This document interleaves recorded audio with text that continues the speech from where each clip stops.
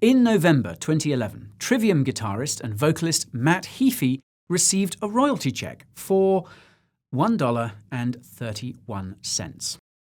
This was apparently Matt's payment for the album the band had released a few months earlier, one which had sold over 20,000 copies in its first week, topping billboards across the United States.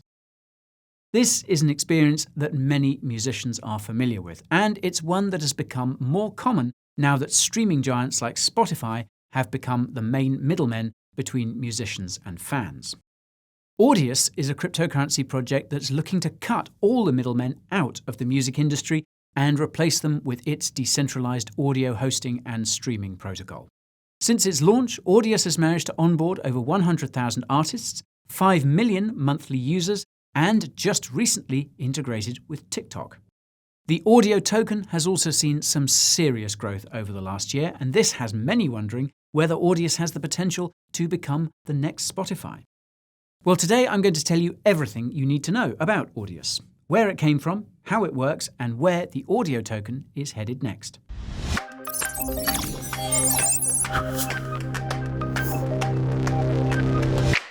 Before we rock on, I need to make sure you don't get me wrong. If you think this video is financial advice, I'm afraid you're gravely mistaken. It's just for your entertainment and your education. Contact your financial advisor if you need help bringing home the bacon. If you're new to the crypto game, my name is Guy and crypto is my middle name. My last name is Quality Content, which is why the Coin Bureau's crypto videos are the best. Coins, tokens, news, reviews, regulations, tutorials, and all the rest. If you want to stay in the know in this wild world of crypto, hit that subscribe button and ping that notification bell down below. You can use the timestamps down there to give your viewing experience some extra flair. I would appreciate it if you stuck around until the end, but I totally understand if you don't have any extra time to spend. So, now that we're in tune, let's see if Audius is headed to the moon. Audius was founded by Roneil Rumburg and Forrest Browning. Both are seasoned computer scientists with Ivy League degrees under their belts, and they've been dabbling in crypto since 2011. Now, by dabbling, I mean they mined a bunch of Bitcoin, sold it near the top of the 2013 bull run, and subsequently went on to start their own VC firms and make early investments into crypto companies like Lightning Labs, which develops Bitcoin's Lightning Network. That is one hell of a hat trick if ever I've seen one. Now anyways, both Roneil and Forrest were huge fans of electronic music, and most of the artists they followed were on SoundCloud. Back in 2014, SoundCloud was all the rage, so much so that it signed a licensing deal with Warner Music Group in November that year. As is the case with all monopolistic business practices, the crackdown on competition duly began. In the months that followed, many of Roneil and Forrest's favourite musicians and tracks were wiped from SoundCloud, including some of their musician friends. Much of this censorship was justified in the name of loosely defined copyright infringement and other problematic policy changes that came in the wake of SoundCloud's deal with Warner. Although SoundCloud had no subscription service or royalties model up until that point, the low barrier to entry for musicians and the randomized streaming algorithm for listeners made it easy for up-and-coming artists to get noticed. This allowed them to make money by playing live and selling merch at their shows. Now, touring is actually how most musicians make most of their money, even those that are signed to a record label. This is because the number of middlemen involved in music production and distribution means the musicians themselves only get pennies on every dollar for every song that's sold. Roneil and Forrest realized that cryptocurrency could offer a solution to these problems, but the technology didn't exist at the time. There was no Ethereum for smart contracts between musicians and fans, nor an operational decentralized storage system to store all the content. By the end of 2017, however, it was clear that the foundations for a decentralized streaming protocol were there. Ethereum had proven itself to be a functional smart contract cryptocurrency, and Protocol Labs, the company behind IPFS, had just raised a record $257 million with its Filecoin ICO. In early 2018, Roneil and Forrest got to work building Audius with the goal of giving musicians a censorship-resistant platform and a much bigger piece of the profit pie. In the summer, Audius raised $5.5 million from various venture capital firms to expand its operations and supercharge development. In September 2019, Audius was complete, and in October 2020, the Audio token began trading on top-tier cryptocurrency exchanges. Now, I'll get back to audio in a moment. First, let's see what Audius has going on under the hood. The Audius protocol consists of 3 layers: the app layer, the node layer, and the blockchain layer. The app layer includes the Audius website and the Audius app for Android and Apple devices. If you've ever used either of these, you'll know that it doesn't feel like you're using a decentralized application at all. This is primarily because of a special non-custodial browser wallet created by Audius called Hedgehog, which is embedded into Audius's otherwise standard user login process. Now, Hedgehog works by automatically storing the private key of your wallet in your browser in the background, and it automatically completes any transactions you make without a prompt, unlike other browser wallets. The seed phrase to your browser wallet is sent to you via email when you sign up, which is why it instructs you to save that email and not share it with anyone. To the untrained eye, this just looks like another important email, which speaks volumes to just how user-friendly Hedgehog is. Obviously, keeping your wallet seed phrase in your email is not very safe, which is why Audius advises to keep only a small amount of crypto on the wallet at any given time. Fun fact, Audius named its wallets Hedgehog because of the philosophical contrast it has with the fox, which is of course MetaMask's logo.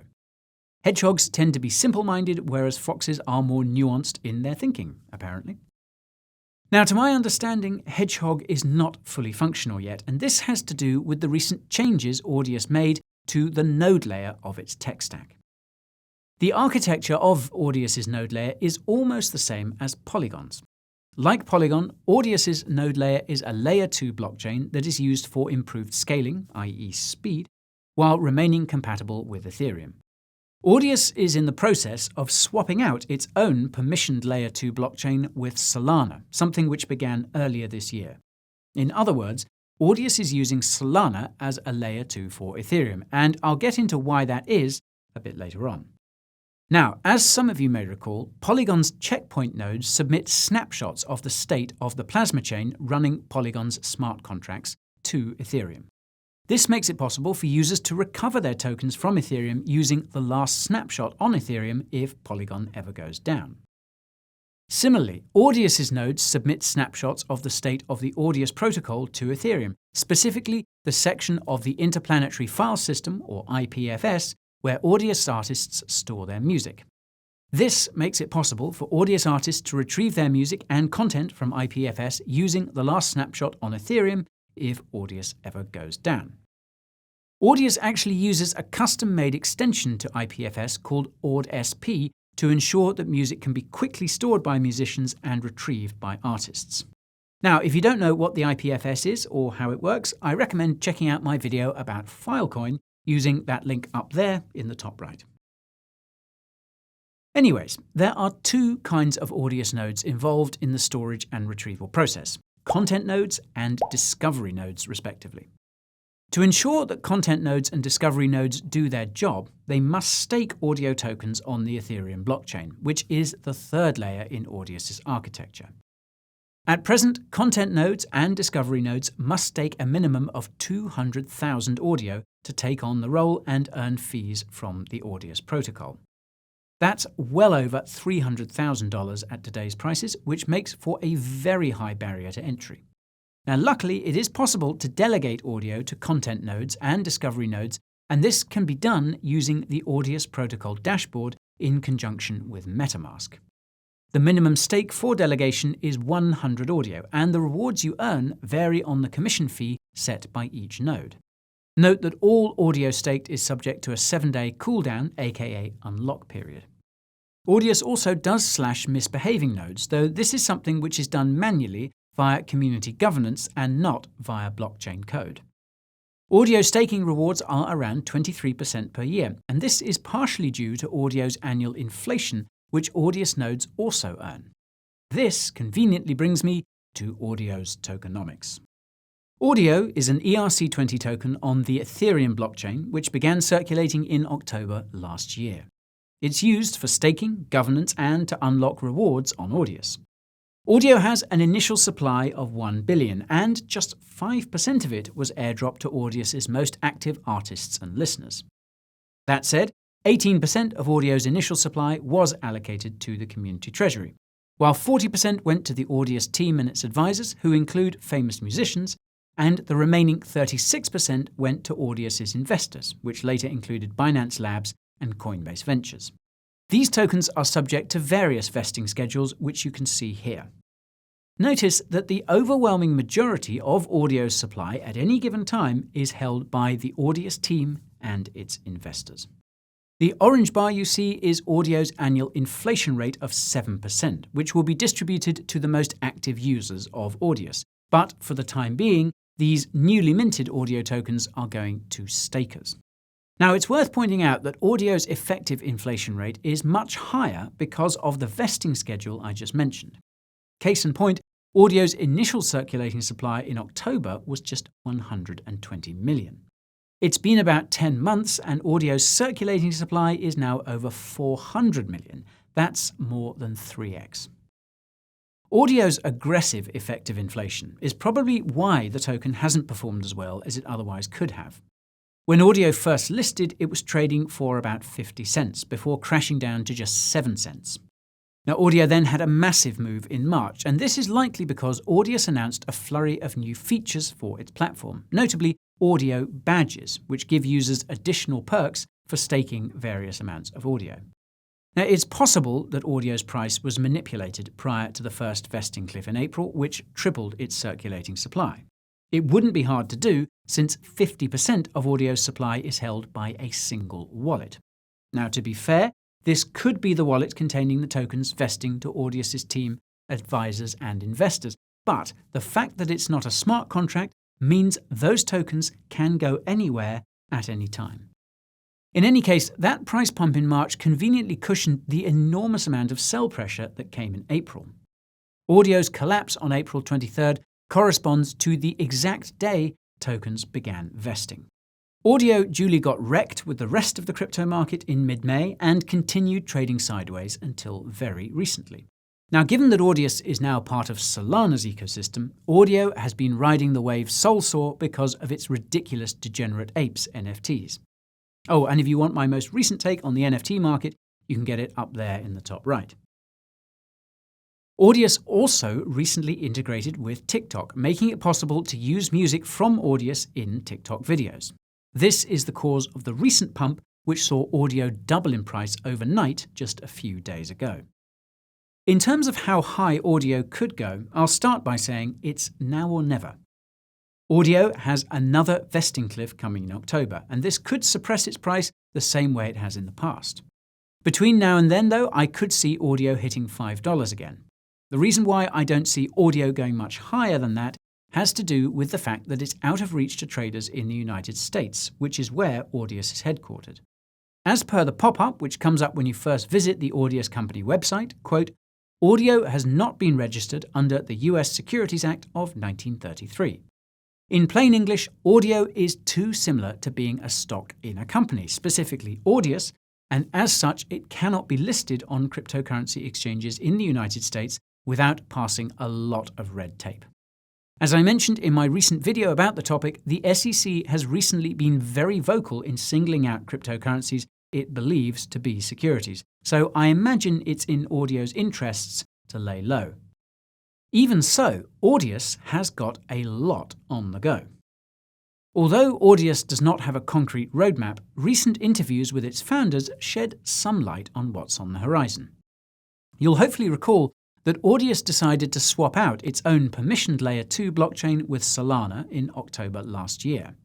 This is because Audius's reported user base is growing so quickly that it needs an even more scalable solution for its final development hurdle, which is the implementation of stablecoin payments.